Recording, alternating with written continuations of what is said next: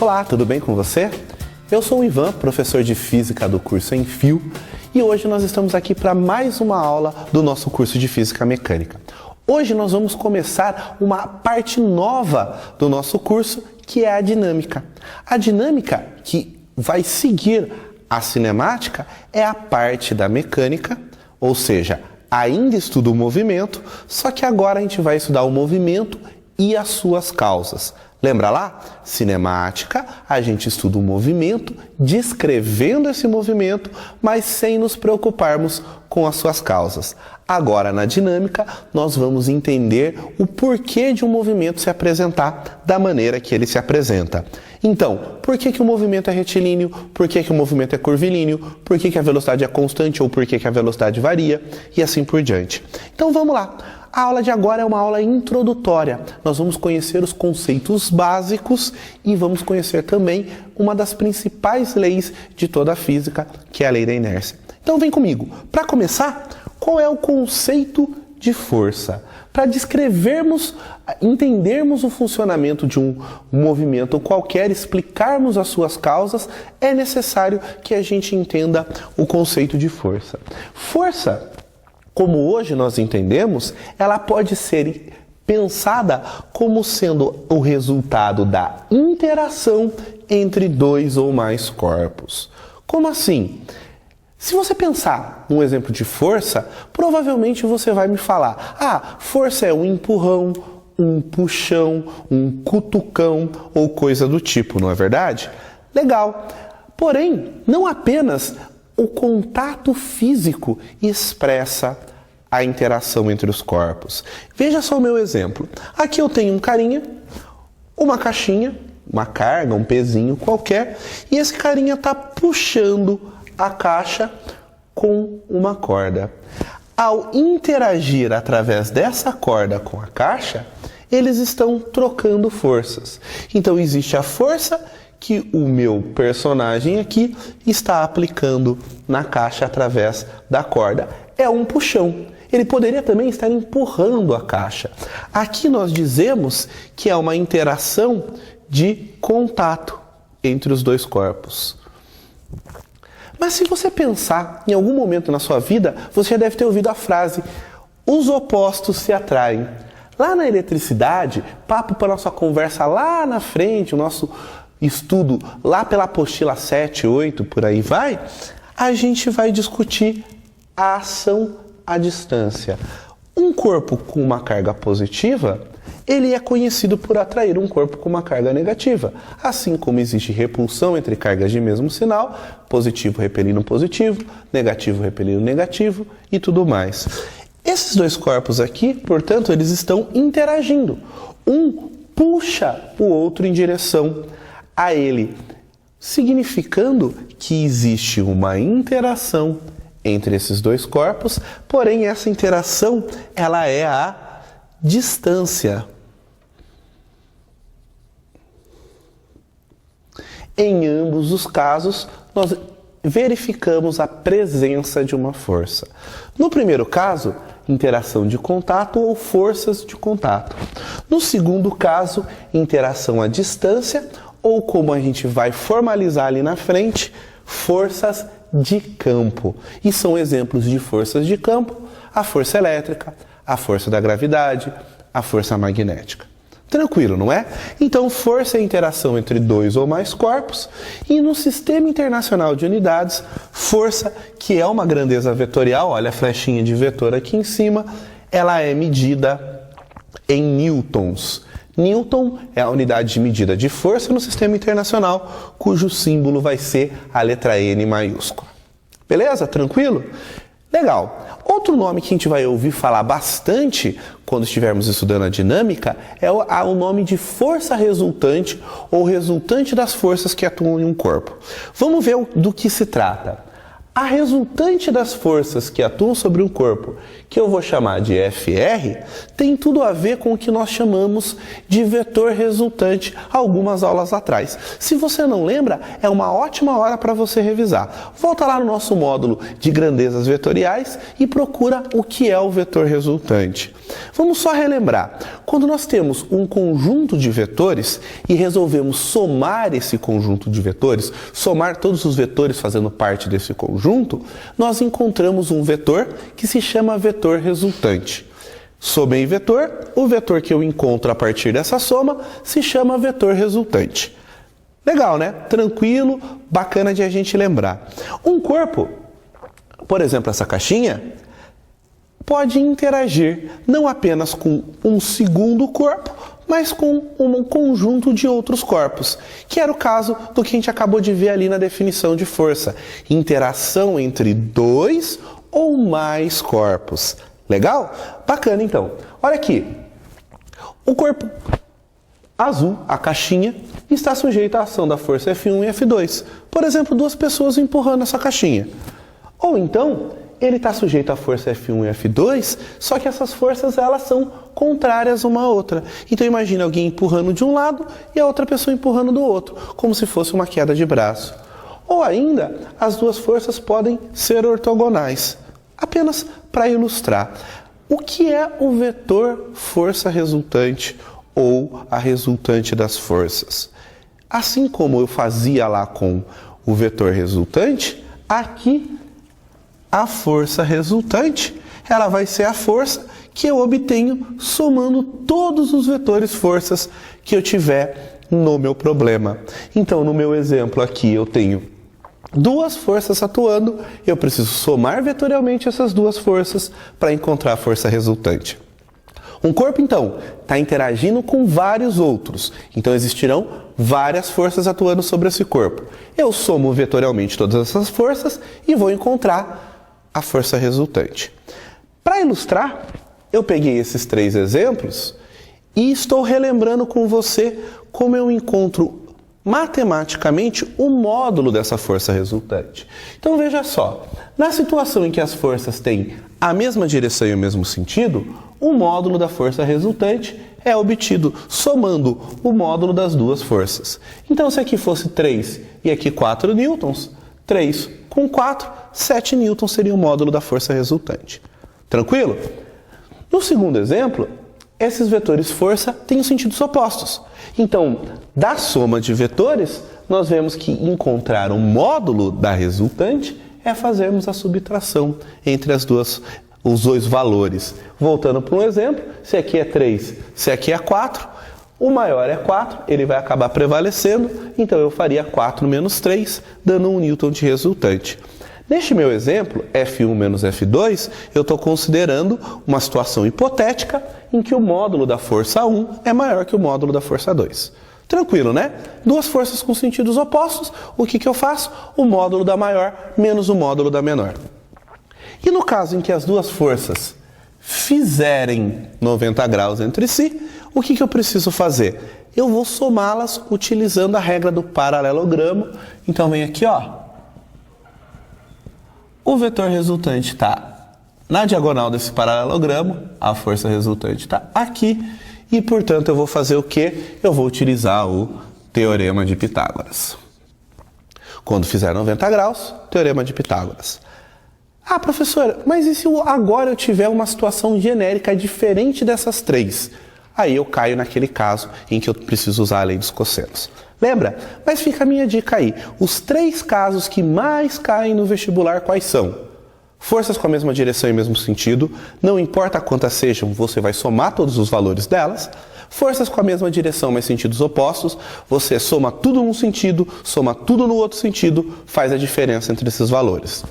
E no caso de as forças fazendo 90 graus, você aplica o teorema de Pitágoras. Esses são praticamente 100% dos casos. Raramente você vai precisar recorrer a uma situação em que a lei dos cossenos esteja envolvida.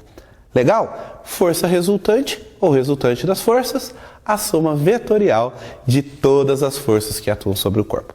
Anota aí. Um outro conceito bastante importante e fundamental para as nossas aulas de dinâmica é o conceito de inércia.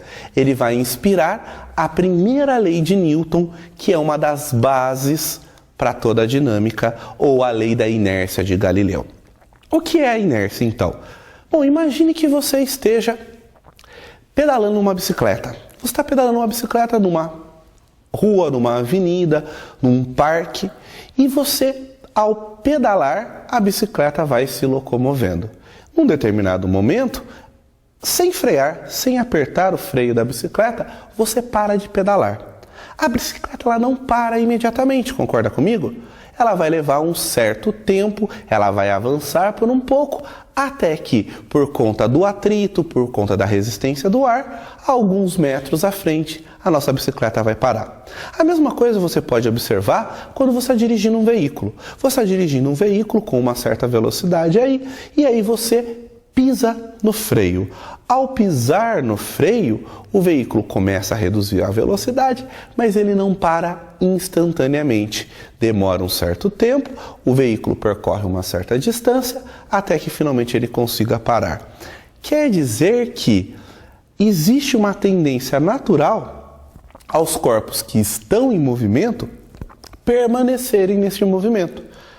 A mesma coisa vai acontecer. Imagine, você entra num ônibus, todo mundo está sentado, você não tem lugar para sentar, você vai permanecer em pé, como acontece nos ônibus circulares. Você está em pé no ônibus, o ônibus está parado em relação à rua, em relação à avenida, e você está conversando com alguém. Conversando, trocando ideia, ou mesmo olhando no celular, checando mensagens, e-mails, e de repente o motorista toca o ônibus. Ele pisa no acelerador e o ônibus parte. Se você não estiver segurando em nada, normalmente você perde o equilíbrio, você se sente desconfortável. Você está parado, não está segurando em nada. O ônibus, vamos supor que ele avance para a sua esquerda. Ao avançar para a sua esquerda, se você for pego de surpresa, você sente que é jogado para trás. Esse é um efeito também da sua inércia, porque você está parado em relação ao solo do ônibus, o assoalho do ônibus, e o ônibus de repente começa a andar. Você tem uma tendência natural a permanecer em repouso. Ou seja, os corpos têm uma tendência natural a manterem o seu estado de movimento. Como assim? Quem está parado tem uma tendência a continuar parado. Quem está em movimento tem uma tendência a continuar em movimento.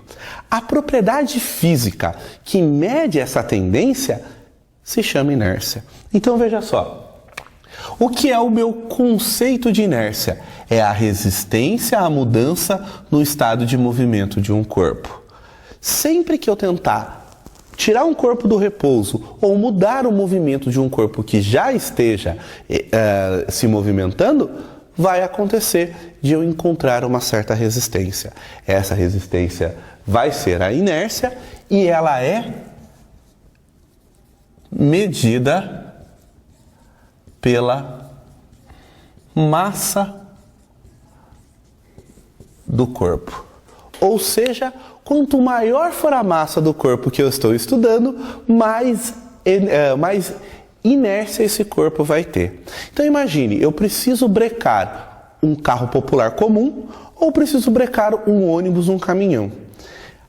Se eu fizer a mesma desaceleração ou aplicar a mesma força de frenagem, o caminhão, o ônibus ou o carro popular andarão distâncias diferentes até pararem.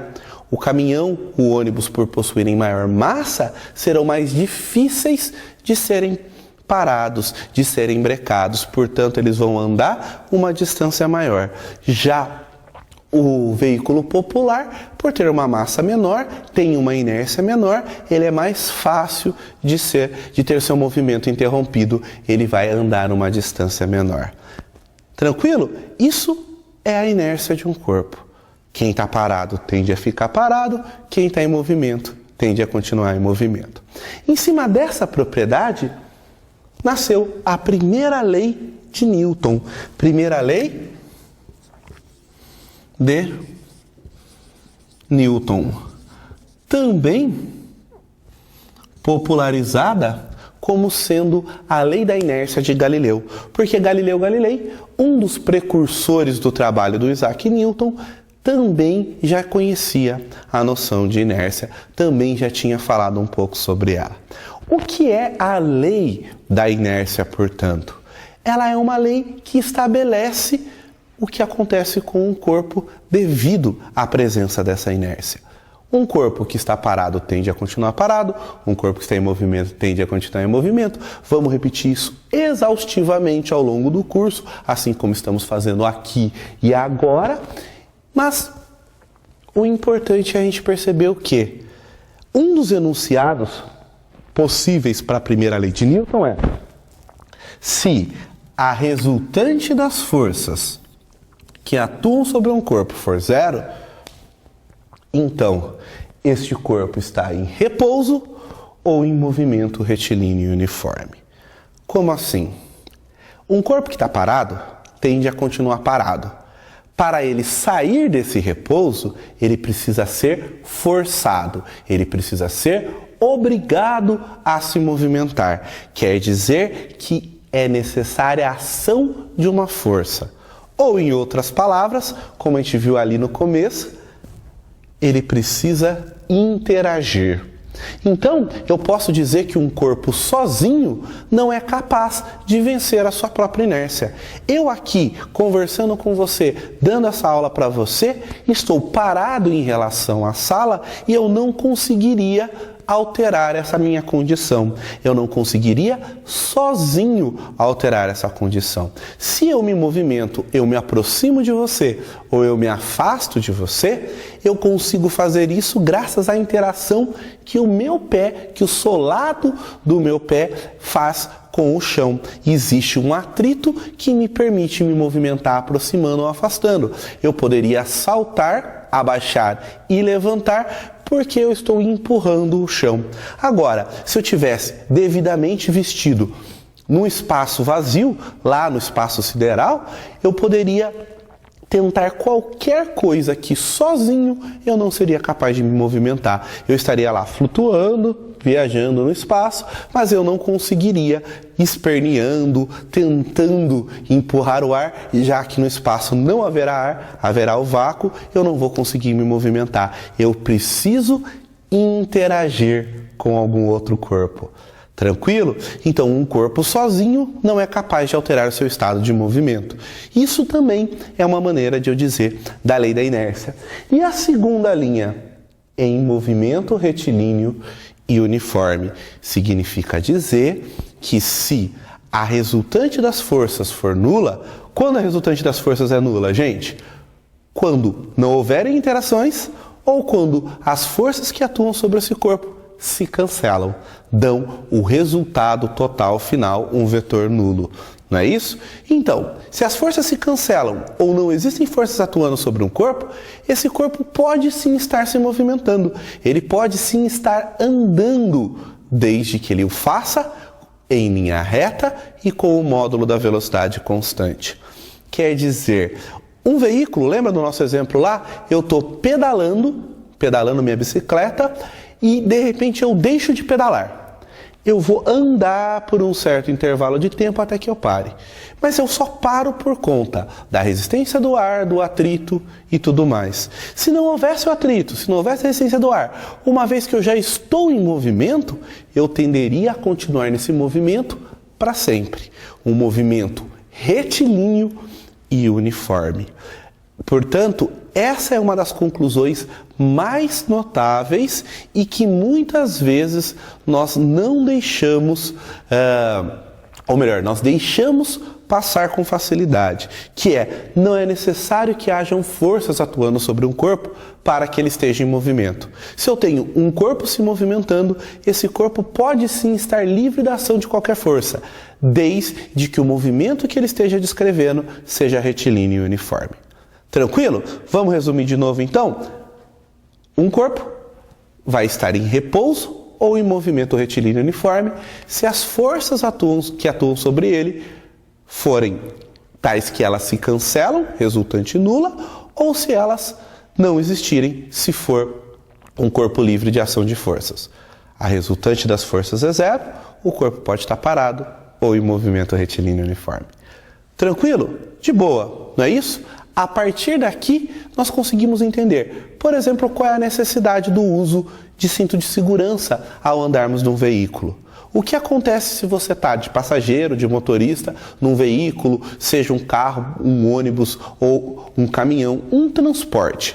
Se de repente você está andando com uma certa velocidade e precisa de uma freada brusca, por inércia a tendência é você continuar em movimento. Então olha para cá, eu estou aqui andando neste sentido, para a sua esquerda. Se por acaso o veículo que se movimenta junto comigo breca, freia bruscamente, a tendência é que eu continue a avançar. Então ao avançar eu sou jogado para frente.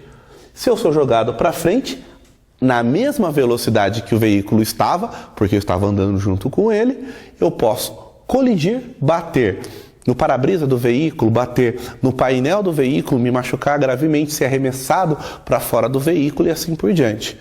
Você percebe isso andando de ônibus, quando o ônibus breca bruscamente e você tromba com as pessoas se você estiver em pé, quando você é empurrado para frente, ou mesmo no caso em que você está parado e o veículo acelera e você é empurrado para trás. O cinto de segurança, ele existe para essa situação, em que o veículo breca bruscamente e você é arremessado para frente. Na verdade, não é uma força te empurrando, como muita gente acha, mas na verdade é a sua inércia trabalhando. Você tende a continuar em movimento. O cinto de segurança te protege, ele te trava e evita você de colidir com o painel, de ser arremessado pelo para-brisas afora e assim por diante. Beleza? Tranquilo? Então, essa é a nossa aula de hoje. O que é o conceito de força? Interação entre os corpos. Como que eu determino a força resultante? Somando as forças vetorialmente. E qual é o conceito de inércia associado, medido pela massa e que mede uma tendência à manutenção do estado de movimento.